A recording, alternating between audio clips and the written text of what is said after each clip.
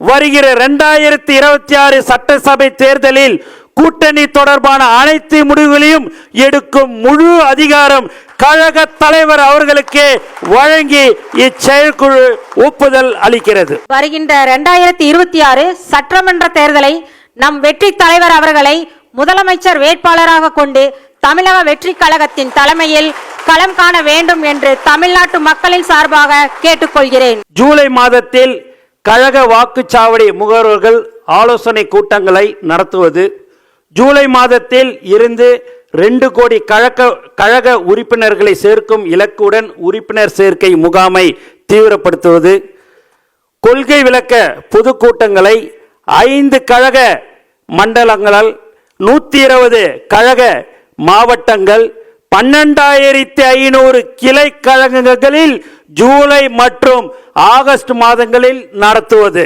வருகிற ஆகஸ்ட் மாதத்தில் கழகத்தின் 2வது மாநில மாநாடு நடத்தவும், வருகிற செப்டம்பர் முதல் டிசம்பர் வரை தமிழகம் முழுவதும் கழக தலைவர் அவர்களின் மக்கள் சந்திப்பு நிகழ்ச்சியை நடத்தவும் இச்செயற்குழு ஒப்புதல் அளிக்கிறது.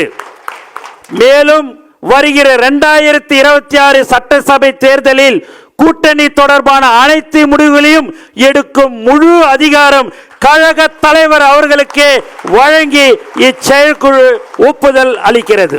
வருகின்ற 2026 சட்டமன்ற தேர்தலை நம் வெற்றி தலைவர் அவர்களை முதலமைச்சர் வேட்பாளராக கொண்டு தமிழக வெற்றி கழகத்தின் தலைமையில் களம் காண வேண்டும் என்று தமிழ்நாட்டு மக்களின் சார்பாக கேட்டுக்கொள்கிறேன். நான் அதனை வழிமொழிகிறேன். அனைவரும் எழுந்து நின்று இந்த 2 சிறப்பு தீர்மானங்களை ஏற்றுக்கொள்வோர் ஆமன்க. 2 தீர்மானங்களும் ஒருமனதாக நிறைவேற்றப்பட்டது. ஒரு அரங்கம் நிறைந்த கரவொலியை நம்முடைய தலைவர் கொடுத்துடலாம்.